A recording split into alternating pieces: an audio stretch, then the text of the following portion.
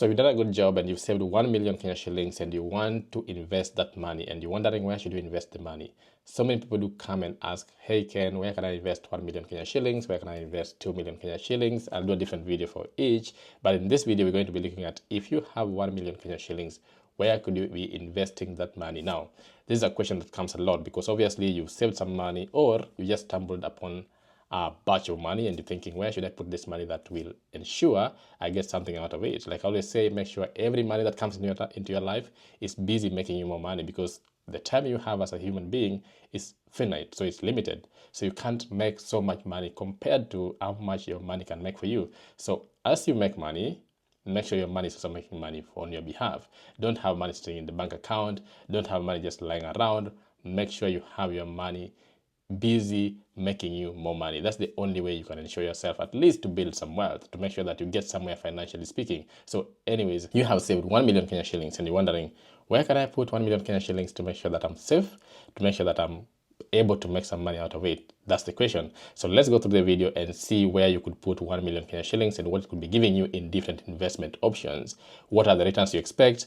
What kind of safety level do you expect from those investments? And like I always say, before you start investing, make sure you analyze that investment in terms of your risk appetite and many other stuff that I'm going to talk about. As usual, this is Ken's Money Matters. We talk about the money mindset, how to make that money, how to enjoy that money, how to manage that money, how to invest that money, and how to assure yourself of a lifetime of income, basically financial freedom. So simple, you have 1 million Kenya shillings, you've done a good job, congrats. You have some, there's a bulk of money. It's not easy getting 1 million Kenya shillings, right? And you're thinking, I don't want to lose this money. I don't want to waste it somewhere that it won't be helpful to me. So what do I do with it? Number one, you need to know what your objective was. So if you saved this money on your own from 1 bob to 1 million Kenya shillings, then you need to understand that why are you saving the money? Because sometimes you have been saving money and maybe in the course of you saving money, you've forgotten the goal of that money. So what was your objective in the beginning? Why were you saving the money if you are saving it? So if it was some bulk payment that you didn't really know was going to come to you, then that's a different case. But if you were saving this money from somewhere else, then you must have had an objective. So what was your objective? That way it can guide you into where you want to put the money and what you want to do with it. You want to understand your goal with that money. Like if I have 1 million Kenya shillings and I want to invest it, or I ask somebody, I want to invest the money, what's the goal? Is the goal to pay school fee later? Is the goal to just invest it to make more money? Is the goal to keep it somewhere as a way to do something else? Is the goal to buy something in the future? Is the goal, is it a down payment for, let's say, a mortgage or anything else? Is there a specific goal that you have with the money? If there's a specific goal, that will determine where you put the money, because each place you put the money, it may be there for a while. It might be facing different kinds of risks whereby you don't want to take those risks when it comes to a very specific amount of money. And again, you could be putting money in places that could be too risky and you're planning to use the money in the near future. So in that case, you want to make sure that you're putting it in the right place. So when you talk about investing, you want to know, okay, what is your goal with that money? What is your intention with that money? What's the objective of the money? That's the first question. Then you want to look at the rate of return. What are you expecting? If I had 1 million today and I said, oh, I want to get 20% out of it annually, is that comfortable? Maybe not. Maybe I want to get more. If I want to get 30-40% out of that money, I need to tell myself, okay, I'm not comfortable with 10% or 8% or 20%. I'm comfortable getting 50%. I'm comfortable getting 40% out of my money. Your goal in terms of rate of return will determine where you put the money as well, because every place you invest in has a different level or rate of return that you're expecting, and you will always know probably before. If it's a business, it's hard to know, but you can always kind of focus how much you're likely to get out of your investment. Then the next thing is, do you want to risk the capital? You come with 1 million Kenya shillings. Do you want to risk that capital, or you just want your capital to be safe, but you want to try and make some money out of the 1 million? So there are different people. Somebody would say, oh, so as long as it's going to make you good money if it works out well, right? Somebody will say, I want my 1 million to be safe, but I want to make money out of it. So your risk appetite should be determined before you get into any investment, because the investments I'm going to talk about have different levels of risk. And then the last thing you want to consider is how much time do you have? Are you comfortable leaving that money for years? Are you comfortable just for a few months? Are you comfortable just for a few days? Are you comfortable just for, a couple of weeks? It depends on how much time you have to invest whatever it is you're going to invest in. Because you can't start a new business with money you're planning to use for paying school fee. You can't start a business that's going to hold your money for years if you're planning to buy something in the next 2, 3, 4 months. You can't put your money fixed for 20 years if you're planning to buy, let's say, a house or land or anything else in the next few days, next few months, next few years. So you want to know how much time do you have. Most of the time, if you ask yourself these questions I've just mentioned, you already know what you want to do with your money. It limits your analysis, and therefore you know exactly where you are looking into with regards to that money. In my opinion, generally speaking, after you've considered all those things, where would you invest the money? The first place I would recommend is the stock markets. This is whereby you buy shares of a company, parts of a company. In Kenya, we have loads of stocks. We have over 60 stocks listed in the Nairobi Stock Exchange. So in the NSE, you can buy any company that you want. It spans across different sectors, and that's the beauty of it, right? So if you want to go into agriculture, there are so many agricultural companies in the NSE. You want to go into banking, there are so many. You want to go into telecommunication, you want to go into IT. It depends on what you want. You want to go into financials. It depends on which sector you want to invest in. And if you want to mix them up, you can also mix them up. There are so many companies that you can find in the Nairobi Stock Exchange that you can invest in. So this is one way I would recommend you to invest the money. Go and find a stockbroker. If you don't have your own brokerage system or brokerage account, find a stockbroker and buy through them. Find the best stocks you want to buy and invest. Now, when it comes to stocks, you could be buying for the short term, for the medium term, or for the long term, depending on how much time you have. Remember, I told you how much time do you have.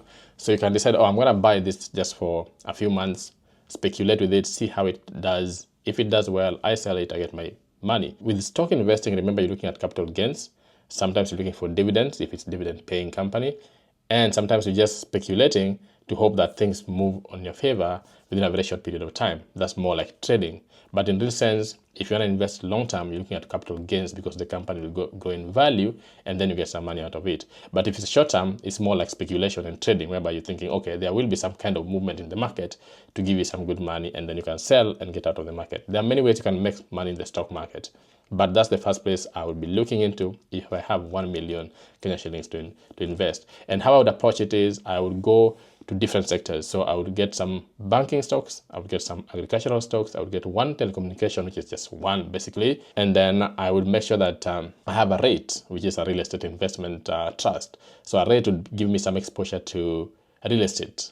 And that would probably help my risk level in the market a little lower, because most of the time the rates are a bit more stable, and the rest will pay you because they are required by law to pay back all their profits to the shareholders. So again, it gives you some level of income. So I would balance out my 1 million to make sure that I am exposed to different sectors of the economy, and to ensure that I'm abetting or I'm leveraging my portfolio really well against any kind of losses that I might experience.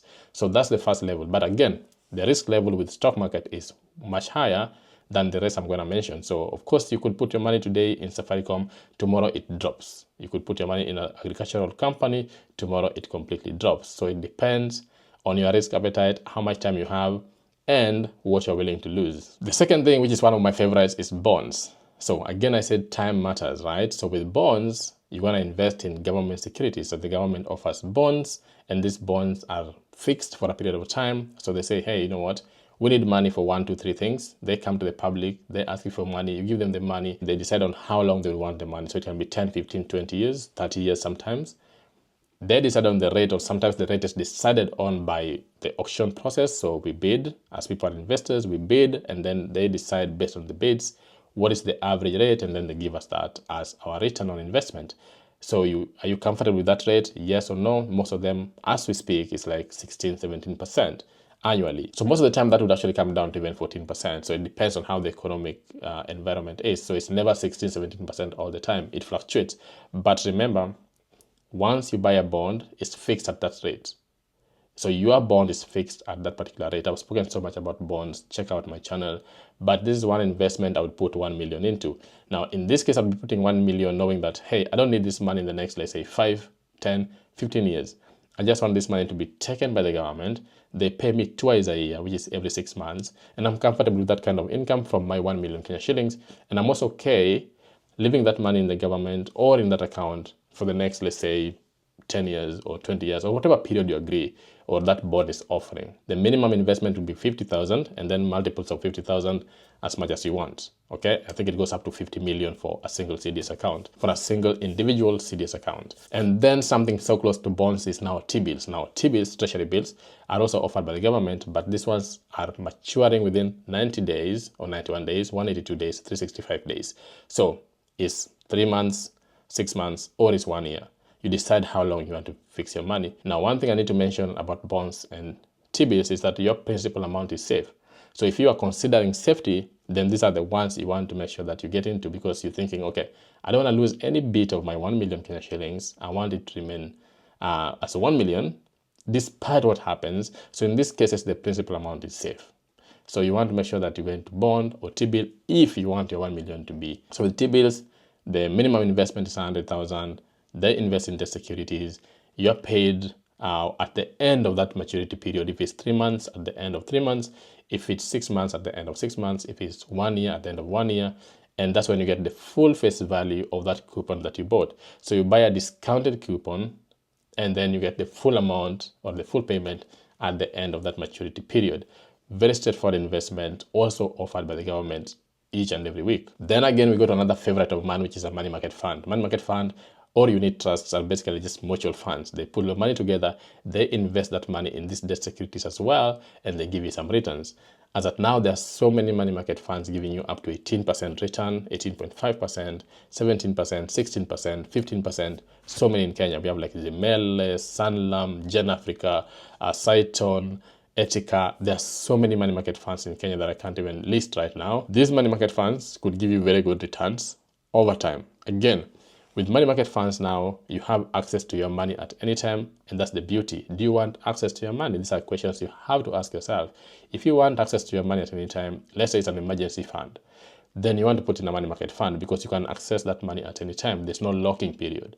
2, money market funds, the principal is safe. The other thing about money market funds is you can always contribute more. So if you want to build that account, if you want to build that pot, you can contribute more to your 1 million, and with time, you probably have 2 million or more because you've been building it up. And that one allows you to compound your money, which you can do with bonds and you can do with treasury bills, because the moment you fix them and you buy them for that period of time, it is fixed. It's the amount you put in the beginning that's going to be in there. But with money market fund, you're allowed to contribute as you wish, you're allowed to take out as you wish, and the interest is earned on a daily basis. So however much is an annual return, it is prorated on a daily basis. So if I decide to pull out of a money market fund after 3-4 months, I will still earn the interest I've earned so far up to that time. So it makes it a very flexible investment as well, which I actually recommend for people starting to invest, because it gives you all the advantages, all the safety, and still gives you access to your money. Then the other one is starting a small business. 1 million Kenya shillings can set you up for a very good business. Again, if you're starting a business, go into something you've done some research on, do something that you know you're likely to succeed in, and you've done a very good market analysis on, and you know the pros and the cons.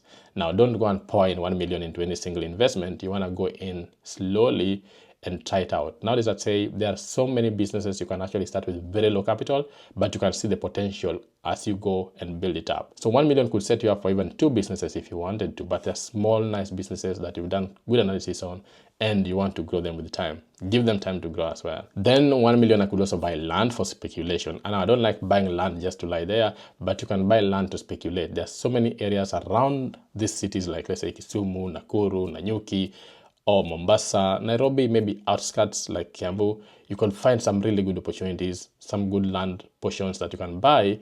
They're next to good developments coming up, next to good roads, next to good neighborhoods, and you can speculate and then you can buy over time. Now, this could take more time, obviously, because disposing of land might take you time. First of all, buying it might take time, then disposing it might take time, and you waiting for it to speculate again might take time. So depending on how much time you have, you could put money in land to speculate and then sell it later and make your profits. And then you can also do a down payment for real estate. Nowadays, there are these off-plan methods of investing, which I actually do not like as much, but some of them are quite good actually, because I've seen the result myself now. If you get a genuine one and they want you to have a down payment, let's say a studio or a 1 bedroom, it can be your down payment for a real estate investment. So because right now you could be trying to get into real estate and don't have enough cash, this could be your entry level amount into a real estate investment. This could actually set you up, and then you can now make payments depending on how you agree with whoever is developing the property regularly until the development is complete. So this could be your initial deposit into an investment for real estate development. And then finally, sometimes just enjoy the money. Sometimes you've saved the money, you wanted to actually maybe go on a holiday, spend on yourself, have fun. I don't say you should always be investing without thinking, hey, have I traveled somewhere in the recent past? Have I done things that I want to do? Are there some fun stuff you want to do? And enjoying yourself could be part of building your skills as well. You can invest in yourself by building a skill that would give you income.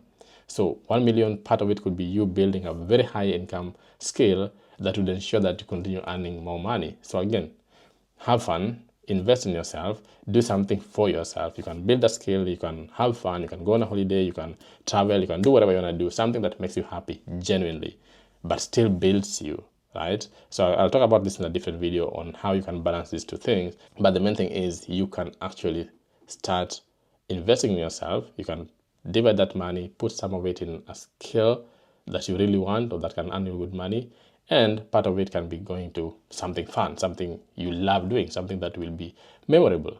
Not everything has to be an investment that gives you back money. Sometimes it can just be for opportunities to make some good memories as well. So let me know what you think. Let me know what you do with 1 million Kenya shillings today. I would also want to see your opinions, your ideas on what you'd actually do with 1 million Kenya shillings if you got that amount today.